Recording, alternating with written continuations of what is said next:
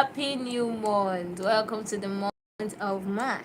So this is Act of God's Captive, All of the Captives Diary, episode 60, season 3, written by Precious Chinwe Obialor-Ukazim. So finally we are going to know how the outing went. Yes. The shopping spree. So let's continue. They had an amazing time out, shopping and also cozying up to each other. But around 2 p.m., she became uncomfortable because she knew she's supposed to be in the kitchen, cooking and serving the family meal, since Saturdays are for her to manage the kitchen, cook and serve the family. She started checking her phone from that 2 p.m. till 3 p.m. to see whether Precious had called her phone or texted her to start coming on, but there was no such calls or messages on her phone, which made her even more restless because she doesn't know whether she was already mad at her for staying out that long or not. She didn't know how to tell him that she needed to go because they have been driving around shopping from one clothing store to another since morning and had just gotten to the place they could sit and talk over the food they had ordered and some drinks. It was obvious he still wanted them to sit and talk, but she didn't know how to bring herself to tell him that she wants to go, as she felt it would be rude.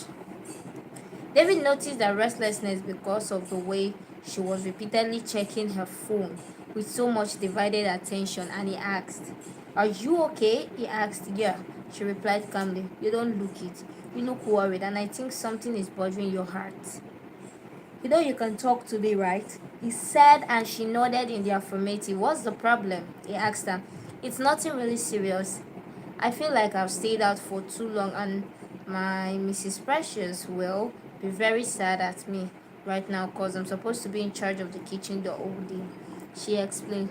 "Oh, really?" he interjected. "We've got to get going then. Let's just eat up. I'll take you back home right now, okay?" He told her, and she nodded, facing her foot to finish up as they both hurried to finish up fast. They left the eatery at past 3 p.m. and he was still seeing the unsettledness in her eyes. Then he sent a quick text to Pastor Precious Stores. "Hi, Mom. It's David. I'm so sorry I made Uma snatch you to stay out too long. She's so scared you'll be mad at her, but it's my fault and I take responsibility for that. Please, for my sake, don't be so mad at her. I promise it's never gonna happen again. Thank you so much, Mom." He wrote and sent to her without Umar's knowledge, and she was surprised that when she arrived home at past 4 p.m. with David did not frown at her or showed any sign of displeasure. Then immediately they entered inside, but Precious was all smile to her surprise. "It's okay, my darling. Hope you had a great time out together," Precious had, and she was taken aback, amazed, and David smiled widely. "Yes, ma'am. Thank you so much, ma'am," he replied, Precious, grinning wide. "Mrs. Precious, you're not me?" Uma asked, looking into her eyes to be sure she's not faking those smiles because of David's presence. "No, I'm not, but you're gonna pay me because I got you covered."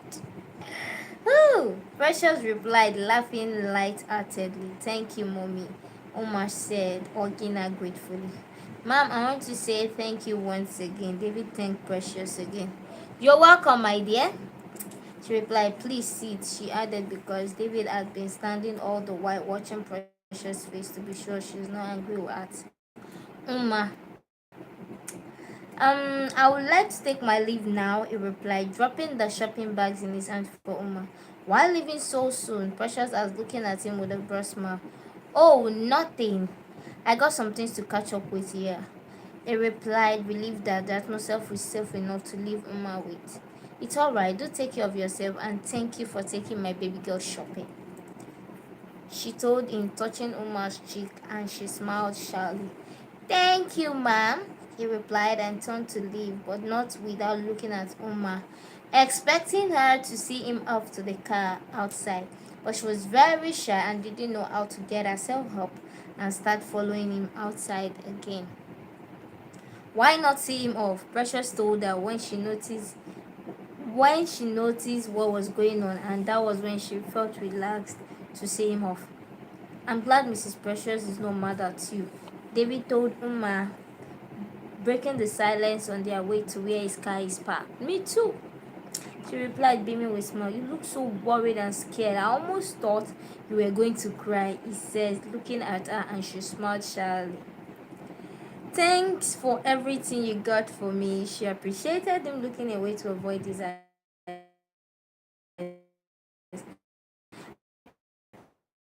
I should be thanking you for accepting to go shop. Someone walked up and blocked their way. He looked up and so it's because of him, huh? Josh asked, he.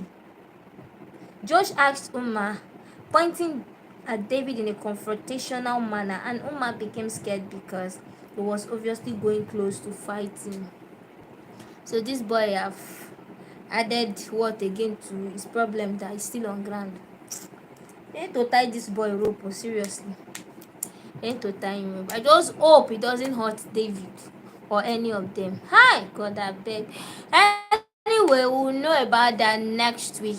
Have a beautiful and wonderful weekend and a glorious month. I wish you all the best in the month of March. God bless you and have a great day. Bye bye.